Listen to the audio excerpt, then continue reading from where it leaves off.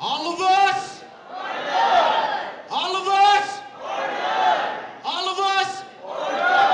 Todos? Todos? Todos? Right on, people. All right, all right. Well, welcome everybody to the Todos o Nadie workshop. We hope that everybody is having a great experience here at this conference. I know I am, being able to not only meet new people, but connect with folks that really I've been seeing on computer for some time, you know what I mean? So it's great to see people in person and to build and to really, think about how we can carry ourselves into the future and a future that involves liberation for our people. So really, really excited for this workshop here, for everybody that's here participating. We're gonna go ahead and get started. So we want to talk about, really just the experience as all of us here. We have a diverse panel up here of different, brown and red and indigenous and Latino and Chicano and Boricua and different folks. And so we just wanted to really encompass the diversity that we represent in All of Us or None, in Todos o Nadie, and how we carry our work forward into a collective liberation for all of our peoples, right? And so that's what this workshop is all about. Hopefully you get some education out of it, on the various cultures and experiences that we have. And with that said, I'm gonna pass it to our brother here from All of Us or None, Texas, Steve Huerta, to talk about some of the statistics and data and how, some of these statistics really don't realistically encompass, the real experience that our people go through. And so, Steve, go ahead and take it away, my brother. All right, hello everybody. How you guys doing today? Man, I must be at a funeral home. How are you guys doing today? Right? We came here because we're alive and we're fighting for our freedom in life, right? I want to talk to you about how a part of our struggle and a part of our fight entails a very important part. It's research, data, numbers, right? What is the numbers, right? We're always playing the numbers. We're trying to play the lotto. Gambling is what we got to do, right? How much is gas, right? There's always a number. I'm going to show you some slides that display data on race, of incarceration of blacks, Latinos, Native Americans, Asians, and many others that are not going to be listed on here, which is really important. But to show you this slide, before I have to tell you why I'm showing you this slide, would not be good enough to get you to cross. So I'm going to tell you this. This represents data. This represents numbers. And if you don't know, it is math. And math is a language that speaks.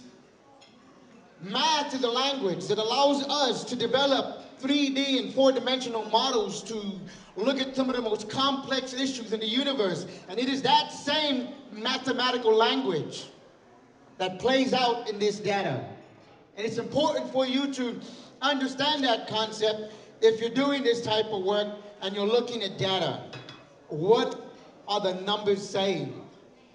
And what are they not saying? Because like any other language, I only speak English, half-ass Spanish, and Tex-Mex, right? But I don't speak any other language. So math is a multilinguistic process that sometimes you have to look at. So I'm going to give you an example. It says here, imprisonment by race for ethnicity of 2019. This is from the Sentencing Project report on race. Here we have white imprisonment per 100,000 is 261. It says that black imprisonment for 100,000 is 1,240. And it says Hispanic imprisonment is 10 per 100,000, it's 349. And these look like very small numbers and very confusing to people, and it doesn't seem like it's an issue, but it is. Because, can you go to the next slide, please? And you can just 10 seconds on each slide because, okay, right here, can you leave that right here? Yeah, there you go. Numbers that talk about incarceration by race and by economics. In this particular discussion, we're talking about Hispanics like Latinos. In Texas, if I was showing you a map of data of Texas, believe it or not, my name in the Texas database for reporting to the criminal justice system on race data, I'm listed as white. So the data doesn't always tell you the truth. That's my point. And it's important for you to understand that when you're looking at data. Who are they actually talking about and how are they classifying people? This is what I think is important when we talk about data and identifying people like myself, indigenous groups, many across the country that are not counted by the state systems, many of them that are miscounted by the state system. So I'm going to leave you with this as a thought as my colleagues take us down this journey of this conversation. As a researcher and I look at this information, I always ask myself one thing, and I ask you to consider it also. If we are to come to the conclusion that the data representing this section and this section that are intermingled together, white, Latino, Hispanic, if that is flawed data, then we can only logically come to the conclusion that all the data is flawed. And that there are probably a larger number of African Americans and other races, indigenous, Hispanic, Native Americans that are incarcerated. So when you work with data, dive deep. Let the data inform you. Don't inform the data. And always ask yourself, are you paying attention to what is not being said by the data? And I'll pass it to my colleagues. Thank you.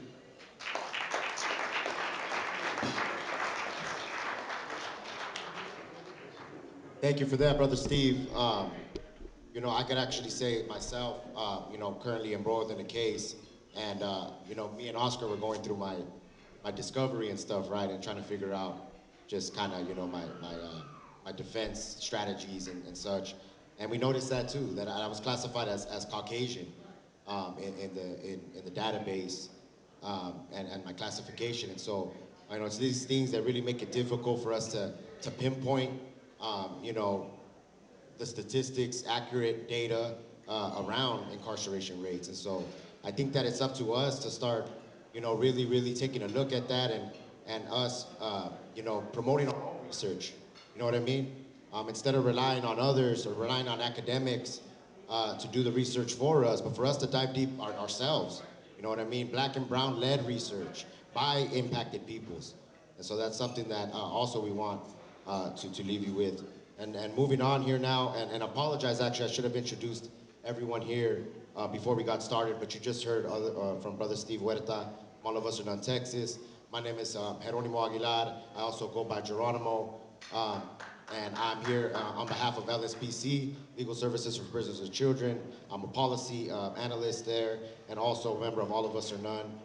And also here is Oscar Flores, our All of Us or None national coordinator. And Ivelisse Gilestra, apologize, from All of Us or None, New York, coming all the way here from the East Coast. Brother George Galvis, the director of CURYJ, co-founder of All of Us or None. My brother who I just met and now a close relative, Jose Arrellano from Homeboy Industries, coming out here from Los Angeles. And last but certainly not least, my hermano Alex Sanchez from Unidos, also coming from down south. And with that said, we're going to move into the next portion of our discussion, where Ivelisse is going to lead us into talking about identity and the importance of identity, self-ascribed identity, as well as identity that is ascribed to us by the colonial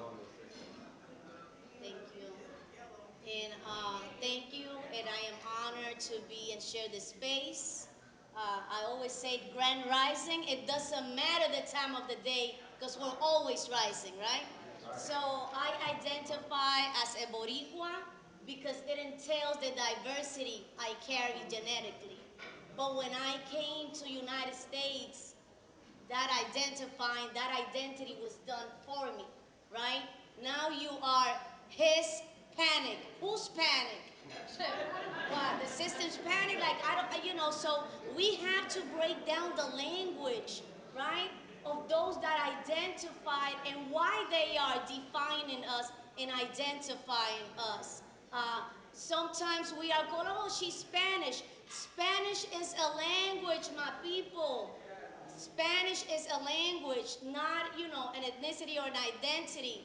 So I needed to understand the historical nexus between those markers. And upon reading and doing research, I came across that the word Hispanic, right?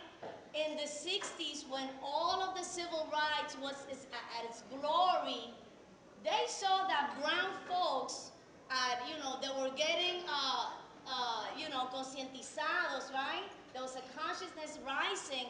So what President Johnson Lyndon, in the 60s did, that they created the Hispanic Heritage Week at face value because they needed to create an identity that modeled, that also aspired folks, brown folks, to become more white. Right? We need to understand the history of this. Now, take it to the 80s, fast forward to the 1980s. Ronald Reagan gave a whole month because he felt, you know what? There are enough, Central Americans, and there are enough, raza brown folks fighting in our wars and all these contributions, because we got to call up the hypocrisy and the contradictions. That is dialectical materialism.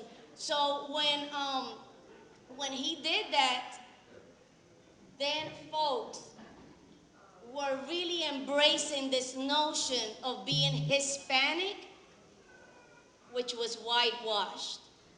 And with that comes a lot of ramifications. So I see all of this identity and the ways that we have disconnected with our real identity as the aftermath of 1492. This is colonization. This is what happens. I always felt that if I don't do the identifying myself, and that's why I say I'm Boricua, because I come from Borinquen or Borinque, which is the Taino indigenous legacy of Puerto Rico. That's how I identify. But in United States, when you see me and you don't see me talking, moving my hands, and and acting real Boricua, you're gonna be like, oh wow, maybe she's Caucasian, maybe she's Italian, and that is what happens at point of arrest, as Jeronimo was explaining. Because my last name doesn't sound too Puerto Rican, then they will do the identifying for me. And then we go back to what Brother Steve was saying. That means that the data is skewed. We already know that we are also ballooning and overpopulating the gulags and carceral spaces of United States.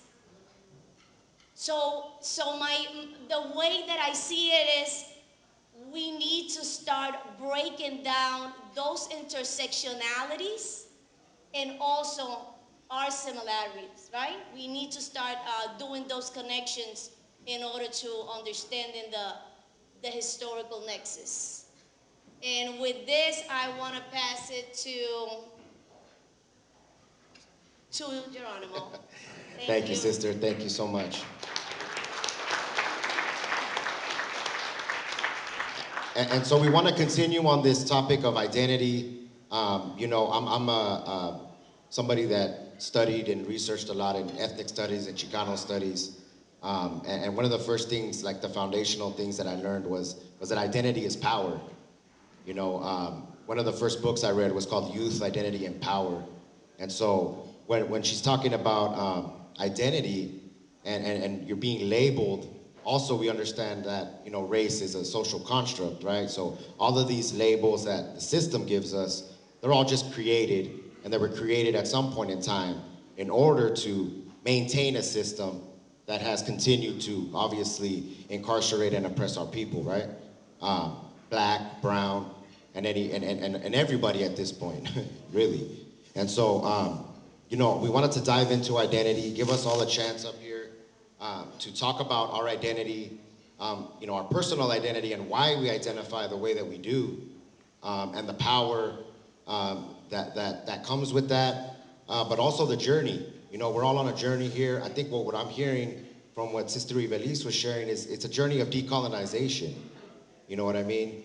It's a journey in finding your true identity, finding truly who you are.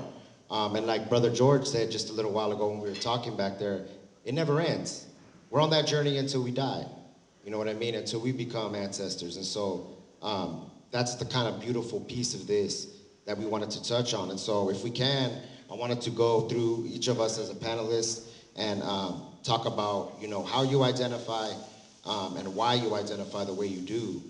And you want to start? Brother Oscar, kick it off. How y'all doing? I identify as indigenous from El Salvador, originally called Cuscatlán. My peoples are Mayan, or Pocomams, or Mames, I think. And because of colonization, I really don't know my peoples. I know who I am, but I don't know the people that way. And so that's my identification. But what else do I identify? It's really resistance.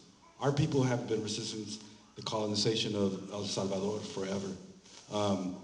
In the 1930s, some people got together, had a massive uprising, and they killed over 30,000 indigenous folks over a few days. And that's my identity. My identity is resistance against people that want to exploit us, want to lock us up like they do here. And so I identify as a revolutionary.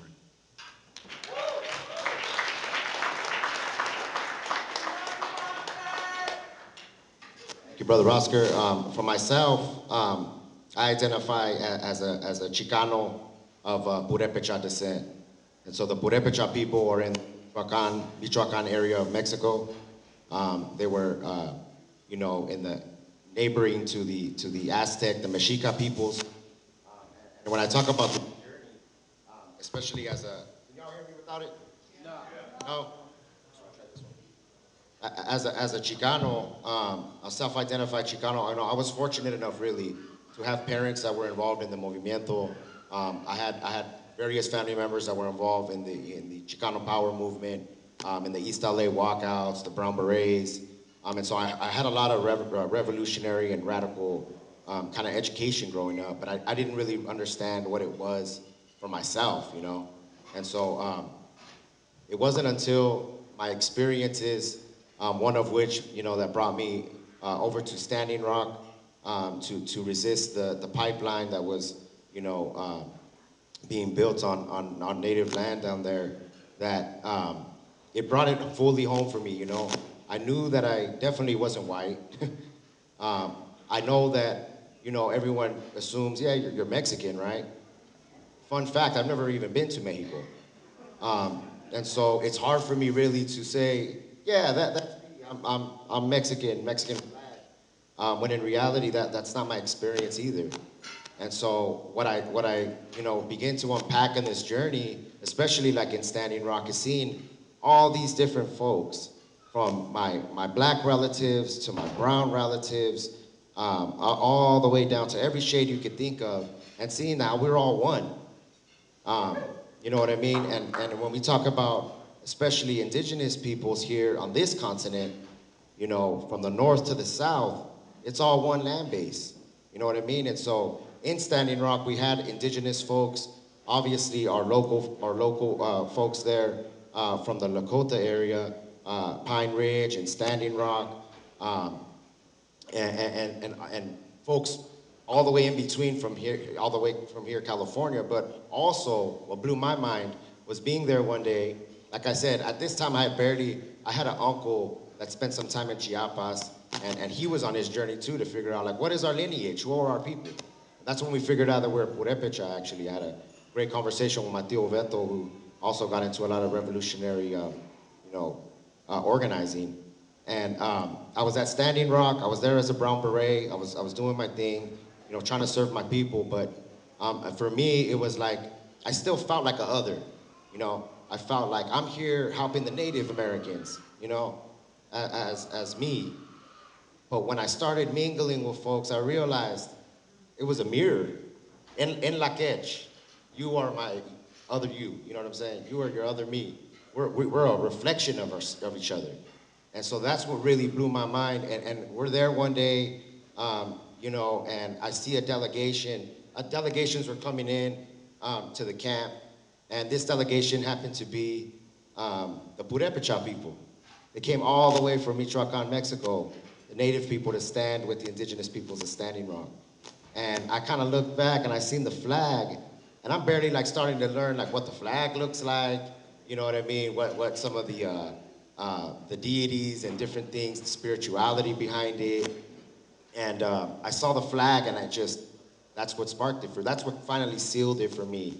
That it's like, wow, we're one people. You know what I mean? And I'm not another here. Yes, this is obviously our relatives' homeland, but this is all of our homeland. And we're all sharing this together, and we're all trying to do our best to move forward in a good way. And so, it's been an honor really to be on this journey and to continue. And like I said, it's an everyday struggle and a beautiful struggle. So with that said, I'll pass it on to my brother, Jose.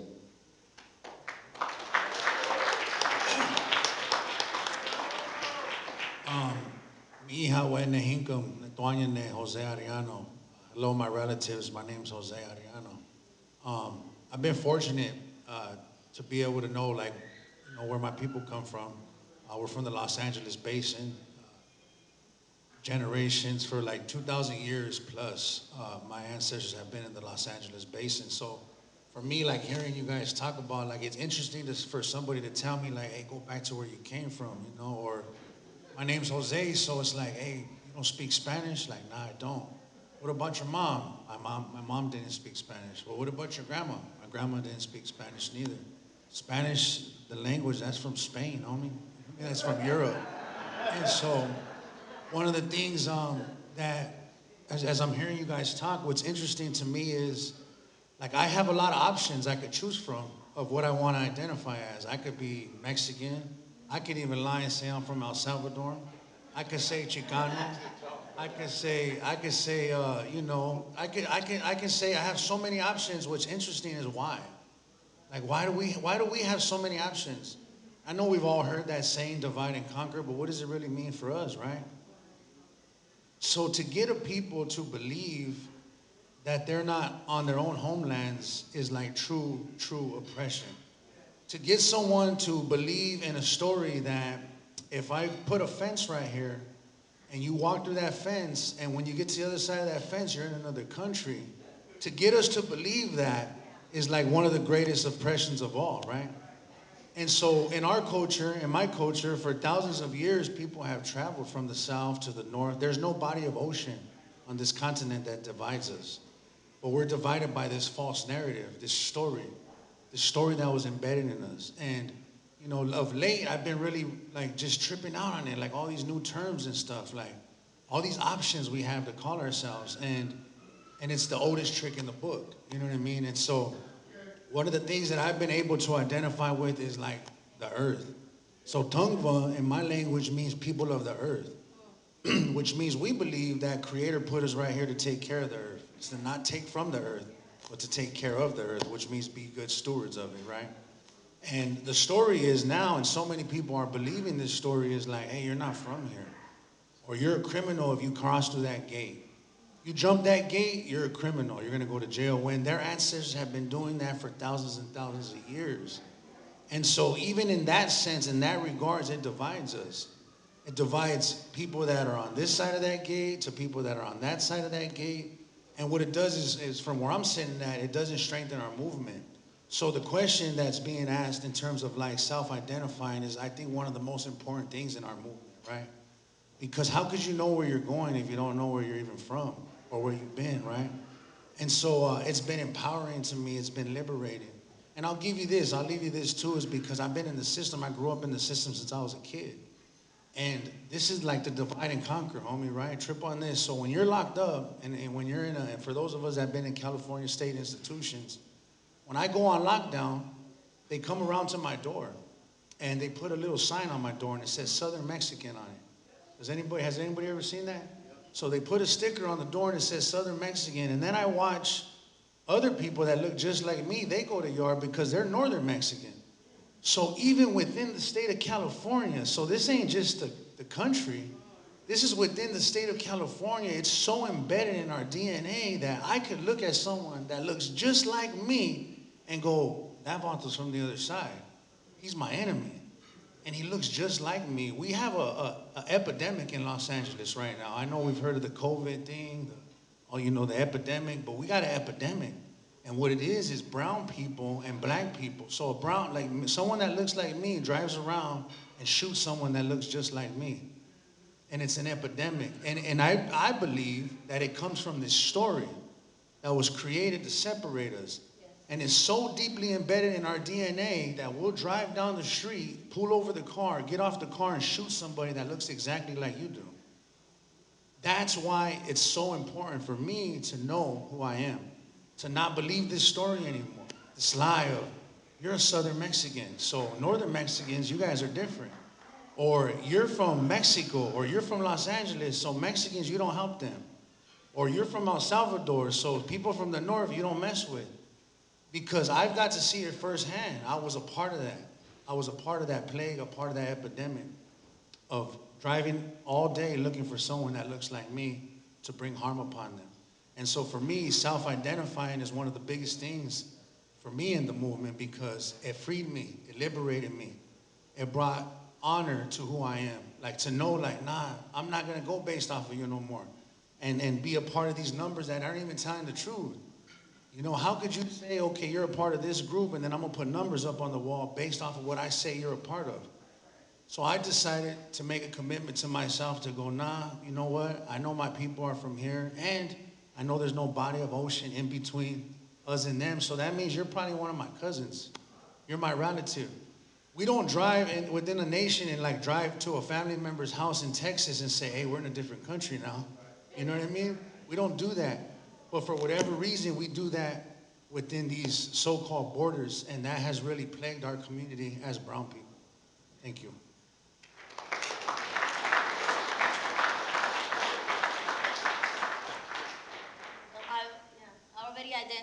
I identify as Boricua, unicorn.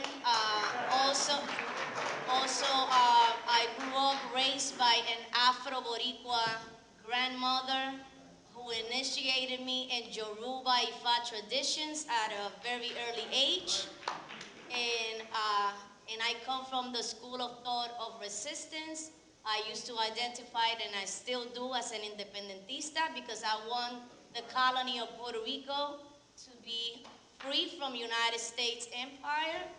And I also am, I have a third world mind frame.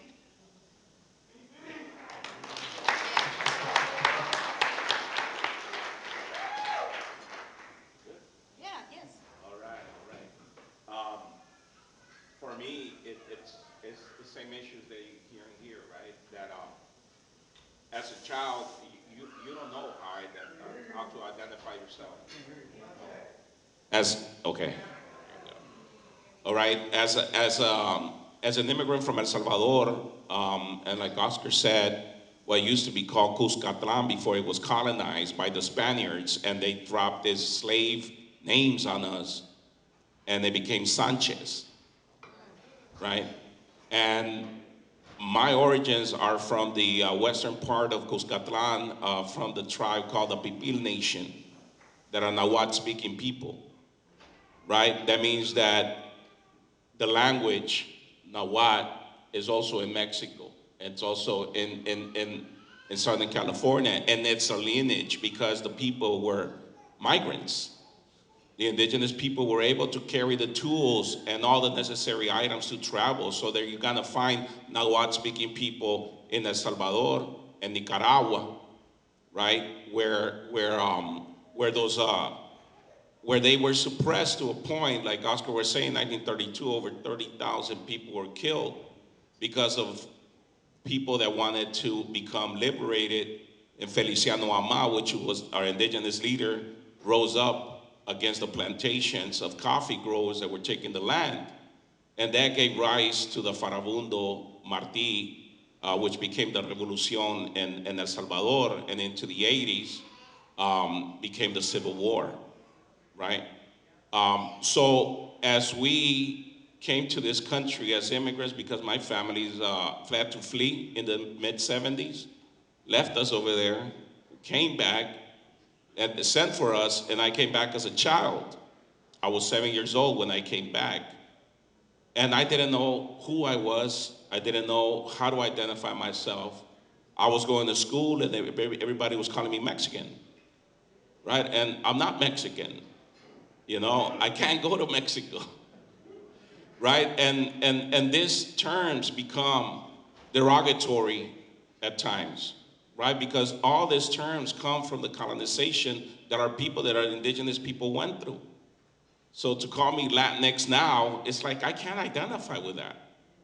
I can't identify with Hispanics, but I had to go on the spiritual journey. I had to go find myself, and I found it in the indigenous traditions, you know, as an indigenous people, right? So I'm learning those things. I'm learning who am I, you know, and I'm able to move forward now and try to identify what connects us between the black and brown. And it's the drum. We're tribal people. We're tribal. We all come, our ancestry is indigenous. And we connect it like this. We have pyramids that nobody can explain how they got there and align with each other. All the way in Africa, Central America, South America, those pyramids are aligned with a technology they still don't have. That's my ancestry, right? So when I call myself a Salvadoreño, that's part of the slave colonizing, you know, identity that provided us so we could be ashamed of who we were. Because we come here and we're fed all this bullshit about American dream, right? And we want to be, and we want to have, and we want, and we want, and we want, right? And we don't know who the fuck we are, right? So in that terms, it's like we want to be acknowledged. We want to be acknowledged as indigenous people to this land.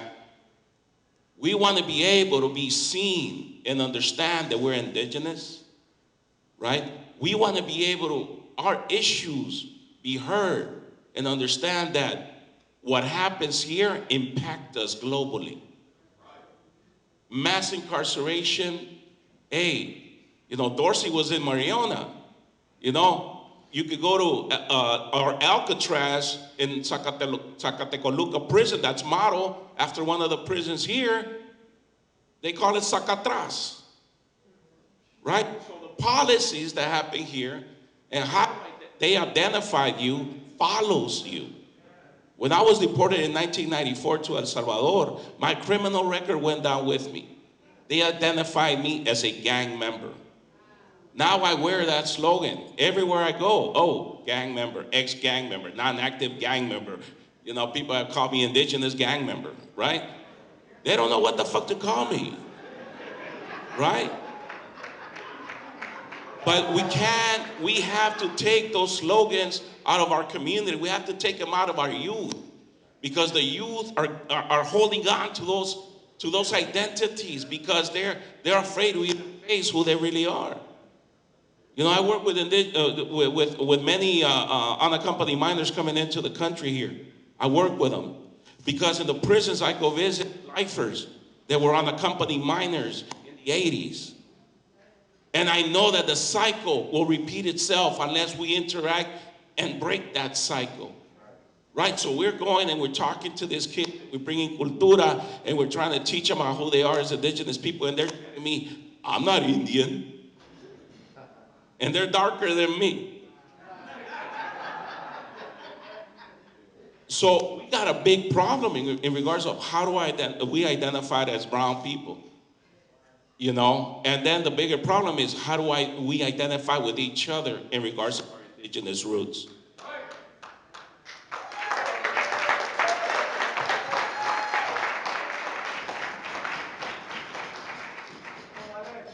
He has me thinking. But I think that I'm a good example of the good work that the people at All of Us None and LSPC did putting together this panel.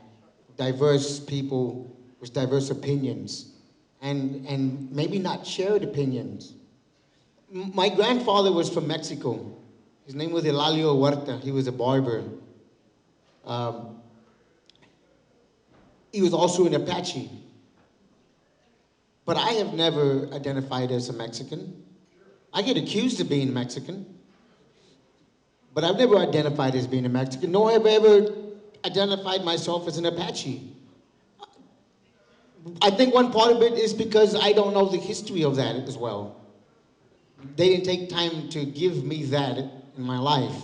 I grew up in the streets of San Antonio. I grew up in a community where I got out of an orphanage, I think it was like 10 or 11, and from there I lived on the streets till I was like 17, sleeping in the restrooms just to go to school.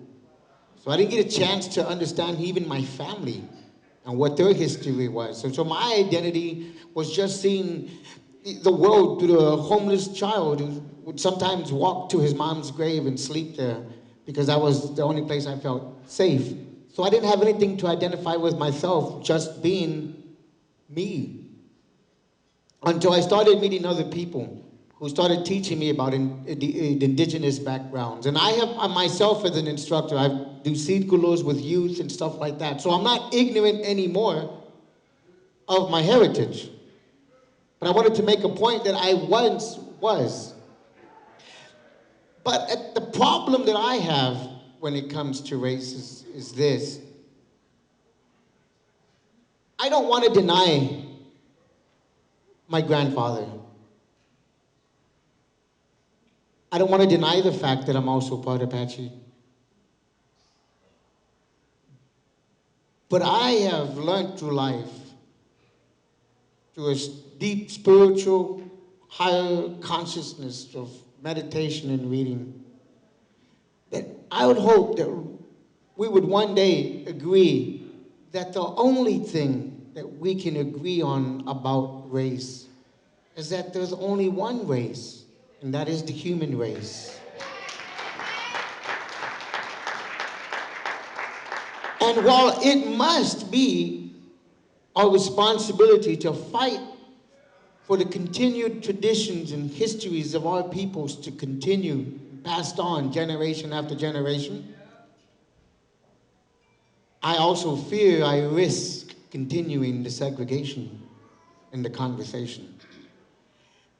So, how we become a society where we protect and have our traditions and our cultures endure into the future, but not be the thing that separates us.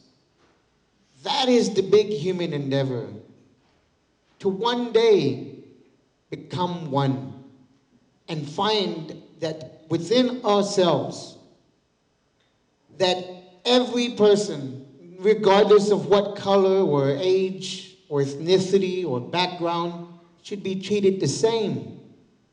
And that our laws reflect that there be that balance. But we have a long way to get there. My name is Stephen Huerta.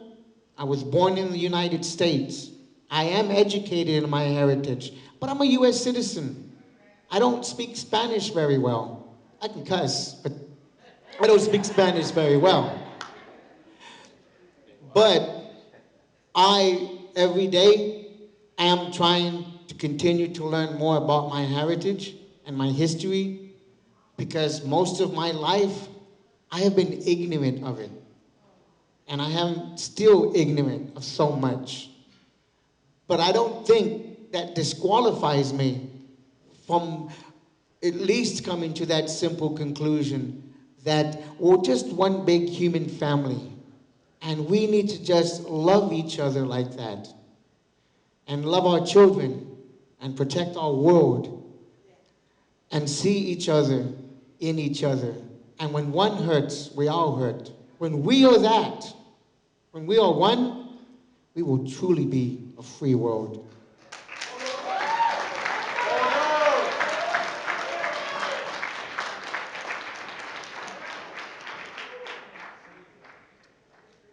What's up, family? My name is George Galvis, and I'm a captive of the United States and their 500 plus years settler occupation. This is one big motherfucking prison. And a cage is a cage no matter what the fuck you want to call it. How many of y'all remember Dave Chappelle's show? Raise your hand. How many of y'all remember Charlie Murphy, True Hollywood Stories? How many of y'all remember Rick James, that story? Okay. Now, Rick James, you remember what made it so hilarious was they'd ask him a question, he'd be like, no, I didn't. And then later on, he'd basically admit he did some shit, right? And it was funny because he was contradicting himself. And then he'd just say, what? Cocaine is a hell of a drug, right? Well, I'm here to tell y'all, and repeat after me, colonialism is a hell of a drug.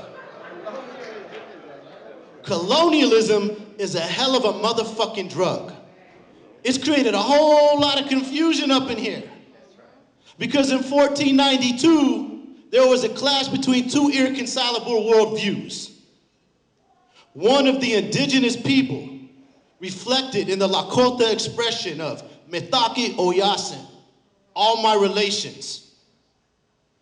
The Mayan expression of In Lakesh, you are a reflection of me and I am a reflection of you. We belong to each other.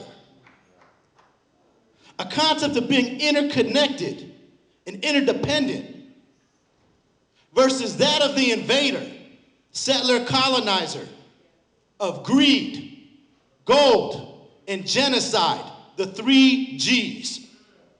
And they manifest itself today with the capitalist mantra of maximize profits, minimize expenditures.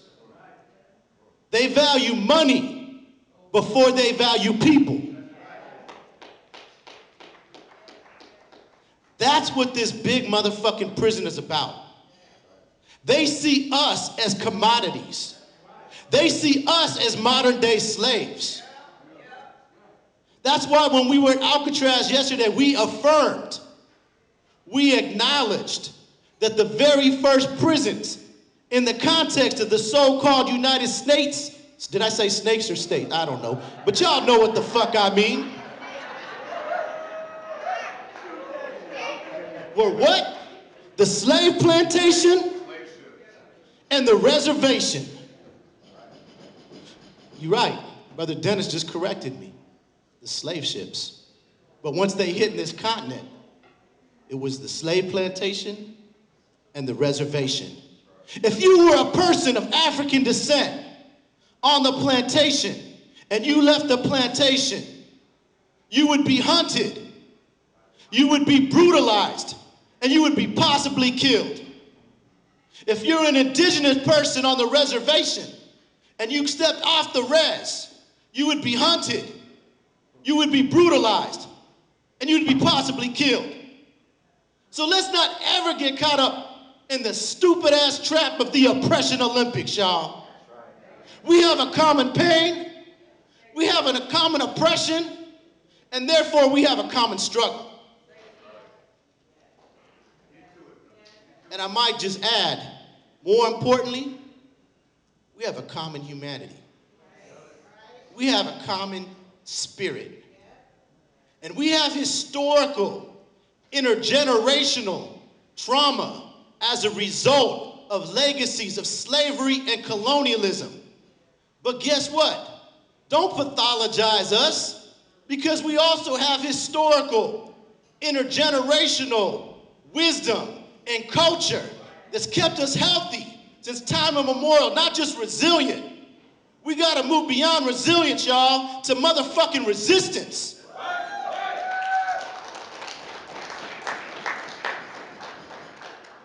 Now, I think I understood you, but I don't want to be one. I want each and every one of you to know where you come from, to love yourselves, to reclaim, relearn, return, and honor your ancestors, and honor what makes us different, because that's what makes us beautiful and unique. But guess what?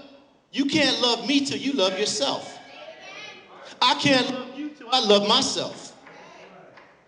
But that's what we talk about when we say decolonize and indigenize. And I've had the benefit of going to the United Nations the Permanent Forum on Indigenous Issues. And guess what? It wasn't just red people. It wasn't brown people. There were African indigenous people. There were Asian indigenous people. Guess what? There were even some European indigenous people still, y'all. I'm telling you. That's what we need to return to. Those values of being interconnected, of being interdependent. Because the coolest kind of prison is the prison of the mind. That's it.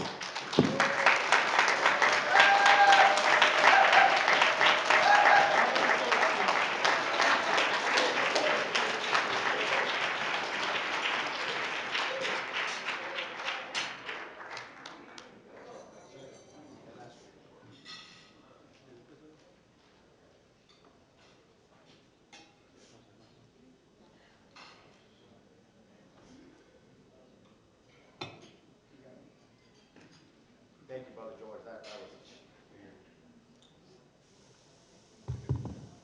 Thank you, Brother George. That was powerful and beautiful and all of those things, man. That got me fired up.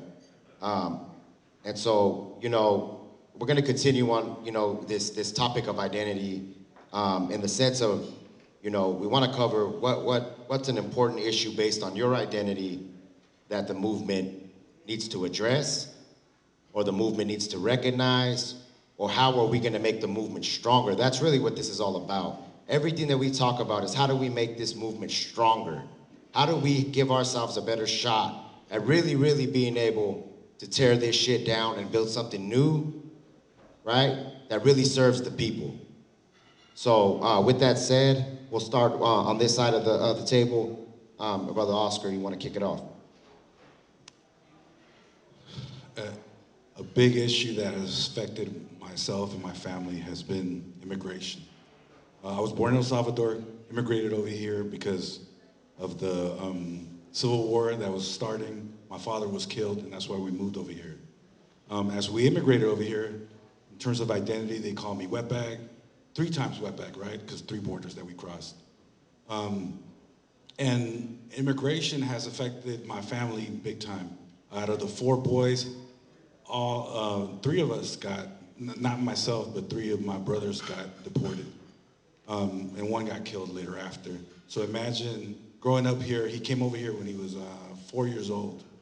Came over here, moved, got deported to El Salvador. No real family connections, at least not close ones. And, violence is violence, and he was killed. And so that's the reality for a lot of people that get deported. Disconnection. I mean, some people, as Alex was alluding to, also get criminalized just for getting deported to over there. And so, to me, that's a very important issue in terms of our movement, that immigration affects us bad. And, we talk about reentry for folks that are, re-enter our society in this country, but there's folks that are getting deported and having to deal with that with no resources, no anything really. So I think, to me, that's a real big issue.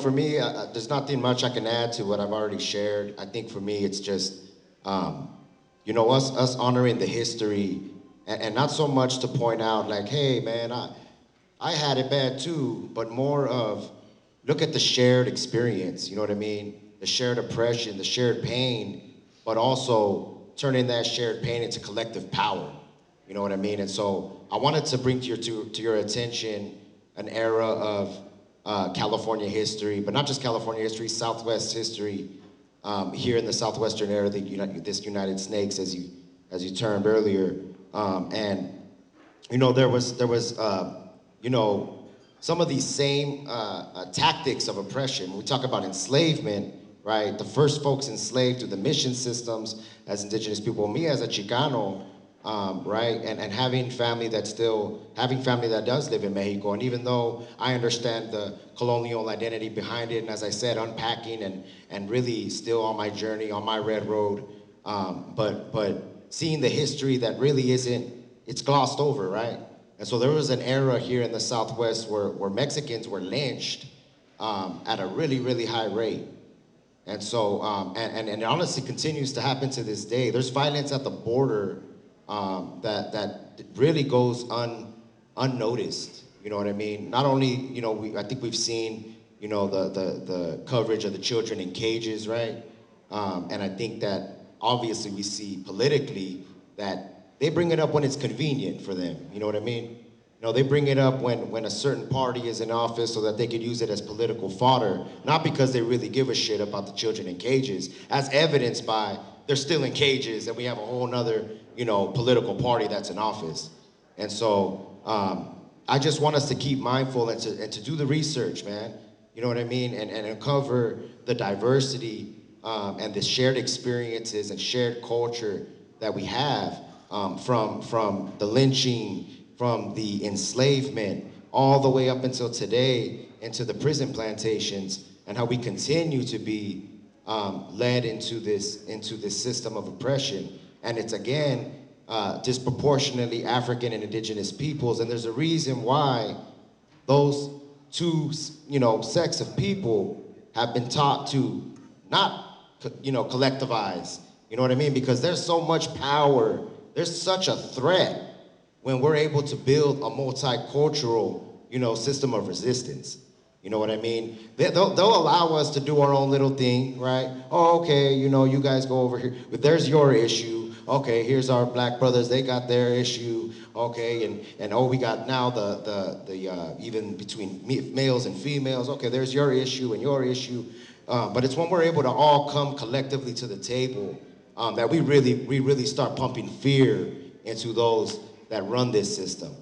I mean, and that's when we really start threatening the foundations of the system. And so that's what I would encourage us, man, is if we don't leave with anything else, is to really be mindful of the diversity, do the research and learn obviously about yourself. That's first and foremost, right? Learn who you are and do that. But also, learn about your brothers and sisters.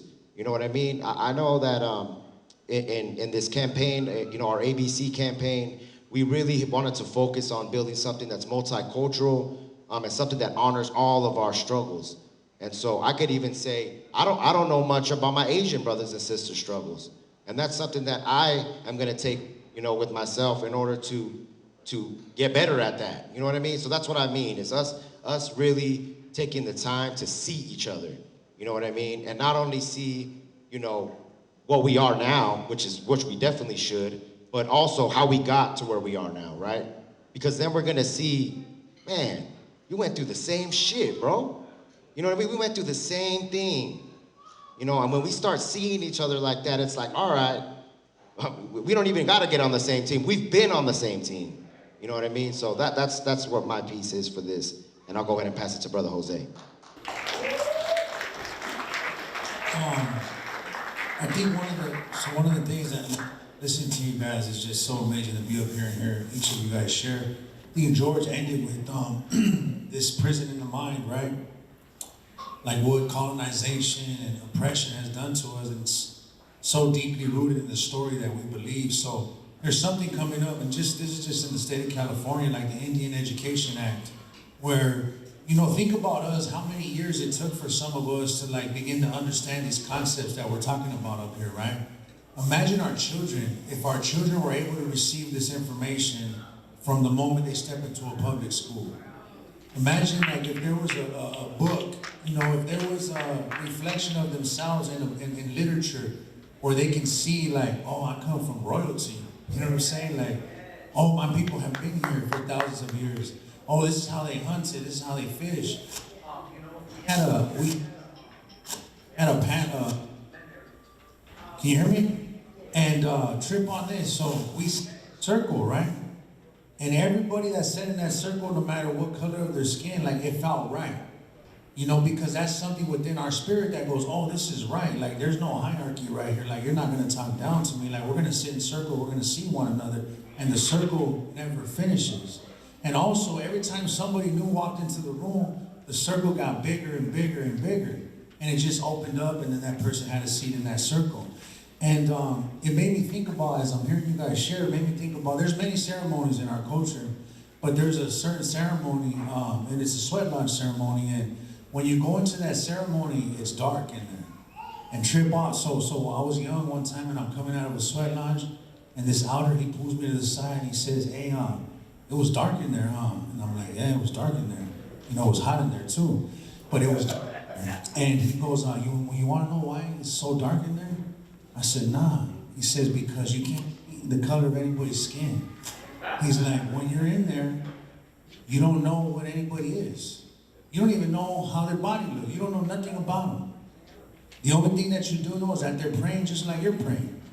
They're praying for their people just like you're praying for your people. And so imagine if our children were able to grow up in a world where they knew that about themselves, like they knew that about their culture. They were able to receive that early on, and not like some of us go to prison, have to go off into, you know, all these, you know, negative spots to be able to start to understand and learn. You know, I had to learn about my culture when I was in the hole, in prison, and doing a shoe turn. So just imagine if there was a way that we begin to teach and educate the next generations that are coming, and when they look at their brown skin or black skin, they see like, damn, I come from like royalty. You know, I come from ancestors that sat in a circle with each other and that treated everybody fairly. You know, and that when somebody made a mistake, we actually sang to them. You know, and as a community, we supported them and uplifted them. So I would say like one of the biggest things is like, hopefully this Indian Education Act that's coming out, and figure out ways just here in the state of California how you can get behind that and support that. But figuring out ways like how do we leave this conversation shouldn't stay here with us. You know, and like it should be with folks that are much younger than us. And they should be having that conversation on TikTok or Instagram or Snapchat. And we gotta figure out ways like how are we, you know, passing down this information to the next generation, because they're gonna be the change makers of the future.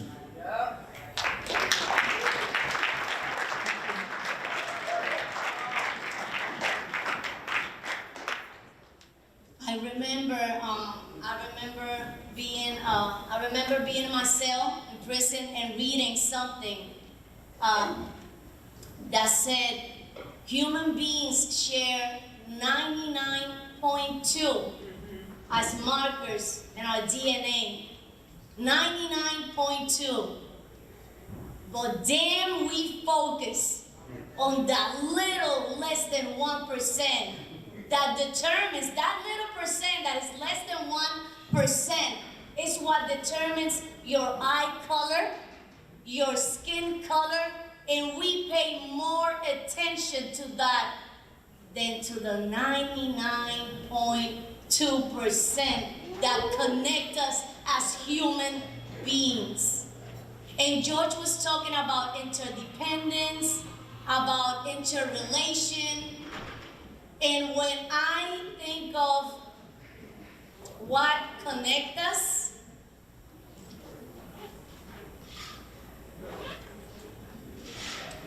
nothing can come between the fact that we are lovers of people. We love people. We are fighters, but we also, I know that, because I see it, that love for community.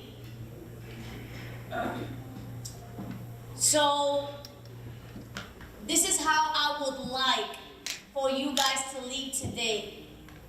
That when you hear a term, Hispanic Heritage Month, think about, oh, that came from Ronald Reagan, who really ballooned the prison system, the carceral spaces in the 80s, right? We need to do those connections. I also would like to say that we need to move beyond the black and white binary, but also beneath what is underneath all of that. I don't want to be tokenized. Right. I don't want to be, oh, we got to call this up, call Bibi, who else? There are hundreds of brown hermanas and sisters coming out.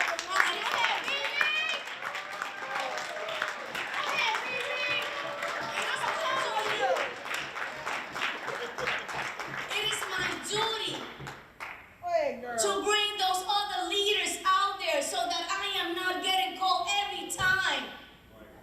We need to do this with one another. This is how we build leadership. And when we build leadership, we build relations. And when we build relations, we build power. I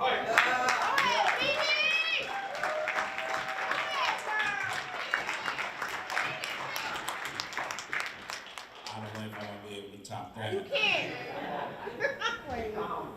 But we're here on this panel because we think it's critical that Todos or Nadie is represented within the movement of all of us or none.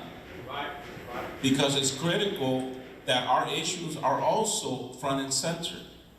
That's part of the reconocimiento, giving acknowledgement to the folks that are here amongst us, right? So it's critical to address those issues that impact us, such as identity, such as mass incarceration, right?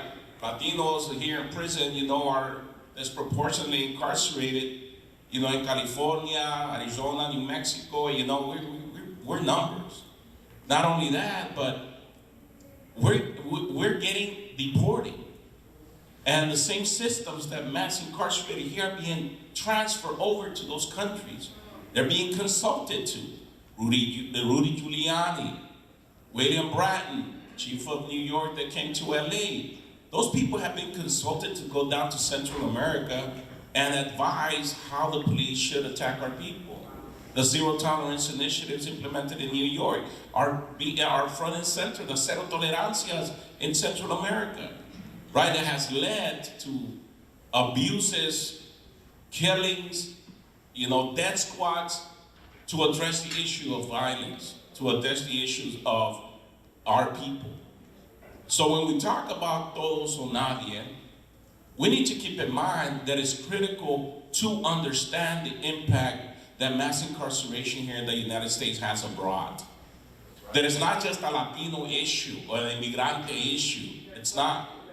We have Haitians, we have Dominicans, we have Colombians, we have Jamaicans, all of these brothers, the brothers from Cambodia, they have the same impacts of mass incarceration, right? So one of the biggest issues that I would like to put on the table here is to really address the issue of the criminalization of our immigrant people here. And we cannot see immigration as an abstract of an issue of Latinos, like it's been done. It needs to be front and center here, because I got my brother over here, Jaime Martinez, right? Everybody knows Jaime? Just about everybody knows Jaime. Jaime is fighting. Jaime is fighting for his life. Jaime is fighting for his life. He is facing deportation. And most likely, if he's deported, he will suffer harm or persecution, or most than likely, the legal terms used in immigration, be killed. Eddie Chacon, get up please, levántese señora. Okay, now I need somebody to translate from English to Spanish. Doña Edith es una madre inmigrante que tiene su hijo preso. Oh, how does that feel? Right, you don't understand what I'm saying. How do you think she feels that nobody's translating to her? Those are the kind of things that we need to keep in mind when we're talking about all of us or none. Todos o nadie. Right? Her son is in prison. She's organizing over 40 families right now that their loved ones are in prison doing life sentences and have immigration holds. She's meeting with those mothers. She's giving them the support that they need. But those issues of those mothers are not front and center here. Those issues of the immigrant mothers that are crying for their babies are not considered here. So we need to really acknowledge de que la señora Edith es una madre poderosa, es una guerrera, y no se le puede decir que simplemente es una inmigrante. She's a woman, she's a luchadora, right? She's a woman that has struggled and overcomes obstacles, and now she's a badass organizer.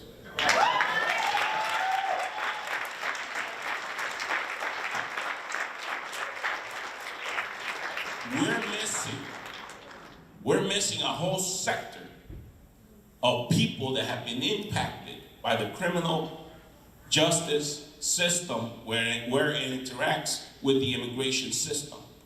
We're not pinching those communities that have been impacted because we haven't put it front and center. Like Doña Edith, in all of your communities that you work with, there are Doña Ediths in those communities that could become badass organizers for their loved ones, that they can reach out to the immigrant community that have been criminalized, and you're gonna have a whole different sector of support in those communities. When you go and you ask for us to come and organize on the issues that your counties and your states are dealing with, we don't want to tokenize Doña Edith. So you all need to take this today and reach out to that immigrant community that have been criminalized in your states and your communities. So I want to leave it at that. Muchas gracias, señora Edith, por todo lo que usted siempre hace, and her son will be home soon. I do want to let y'all know that I really did need a translator. So I'm going to ask you later to tell me what it is you were saying. Immigration is a big issue. My grandfather was an immigrant. He was here illegally. Thank God he was never deported. He died here in the United States. But how can we help? Right? How can the movement help? I have an idea. I think what we should do is, in this room, within this movement, right, we have some powerful leaders and we have some people that we can develop into great leadership. And what we should do is form a select committee and start grooming congressional candidates. Start researching low-hanging fruit congressional districts across the United States and start electing our people so that one day the United States Congress will not just have the Black caucus or the Hispanic caucus, both of which don't do a damn thing for us, but we need a formerly incarcerated congressional caucus. And that's why today I nominate Joyce for President of the United States.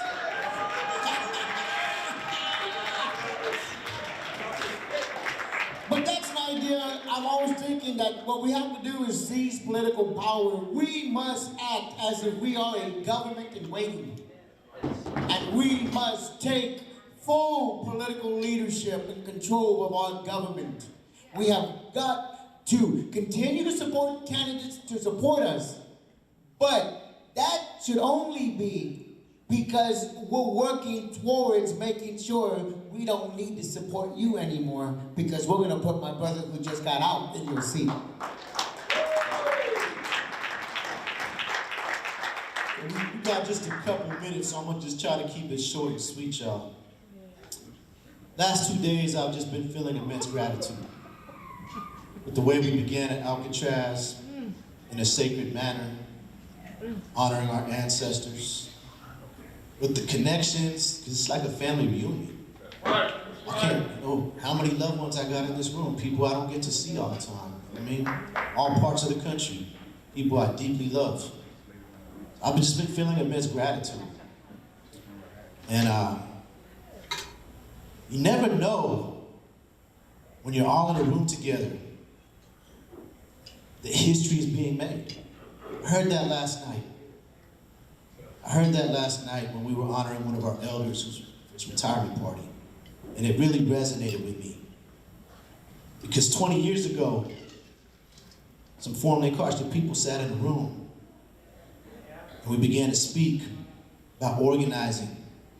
We had the audacity to want to speak in our own voice and not just be advocated for, but to be our own advocates. And so I would be remiss if I didn't take time right now in this moment to just acknowledge, like, I need to just say, like, thank you, Dorsey. Thank you.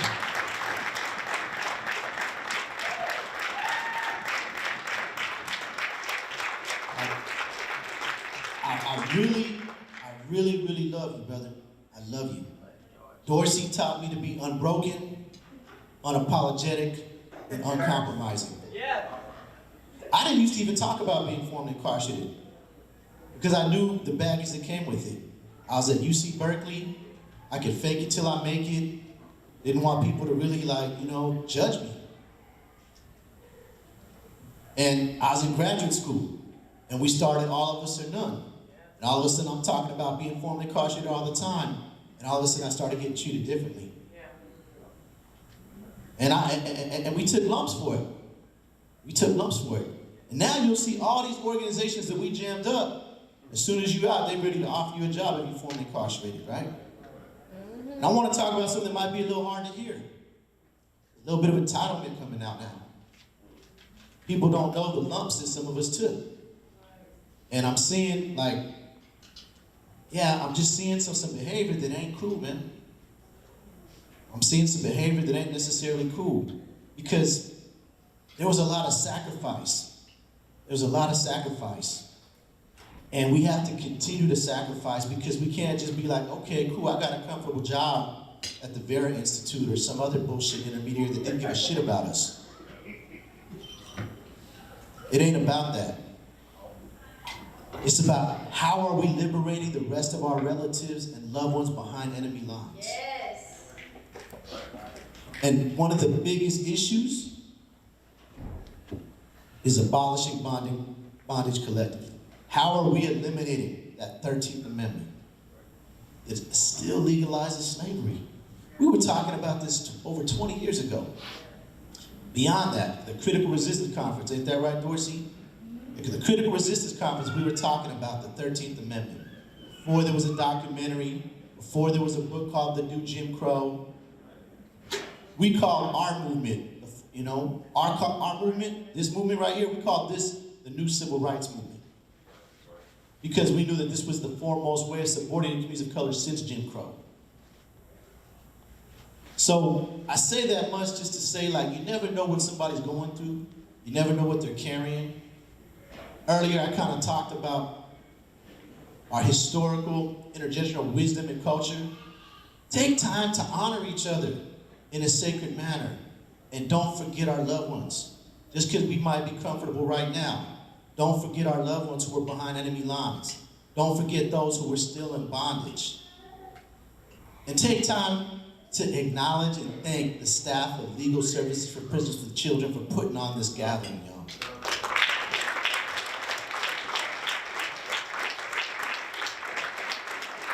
It's a heavy lift. And we right here in California, people love, California loves to pop its collar and talk about California exceptionalism and all that BS. Slavery in California is older than America. United States was founded in 1776. The California mission system was established when? 1769. Those were the very first slave plantations. California, 1769. In 1850, as soon as gold was discovered, they passed what was called the Red Codes. That was the foundation for what came next, the Black Codes. The Red Codes made slavery of California indigenous people legal in the state of California. Native men were sold off to miners as slaves to take on some of the most dangerous and toxic jobs, using mercury and dynamite and things like that oftentimes took lives. If they weren't just outright murdered, Native girls and women talk about human trafficking and sex slavery. That's what happened to many of our indigenous women in California. And that was legalized. That's what the Red Codes were. So when I say we have a common pain and a common oppression and a common struggle, hell yeah. Right. And my brother Dorsey has gathered us. He's given us our marching orders and our assignment to abolish bondage collectively. So if you want to express your appreciation for all the achievements, all the work that's come into this, come get with my brother and ask him how you can get involved with ABC before you leave this convening.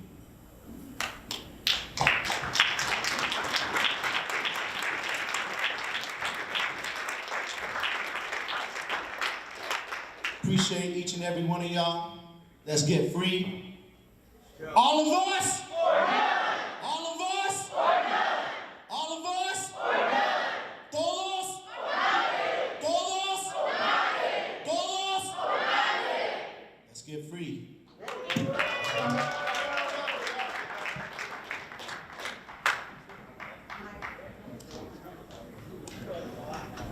So the second half of all the workshops are going to be kicking off right now, y'all. We are going to be running the second workshop on abolish bondage collectively through the lens of indigenous peoples. And I wanted to announce also that our comrade here and all of us in San Diego member Dennis Childs is going to be doing a workshop on chattel slavery, also talking about his book, Slaves of the State, and the slavery of African peoples. That's going to be kicking off at 3 p.m. in Boardroom 1. So I encourage all of you to show up to that for us to connect this shared history between indigenous and African peoples and how we're going to get free. All of us!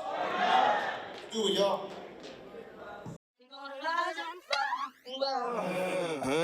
He equipped around his hammer, but for what though? Hard to be inspired when your environment is cutthroat. Throw us in the fire, but we survived and it's up though. Before we smell flowers, yeah, we knew the smell of gun smoke. Grandma used to say the darker you is, the harder life.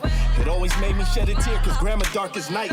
They taught us self-hate, and now she's scarred for life. Concrete jungle, we can barely see the stars at night. Throughout distractions, now they acting like we can't see.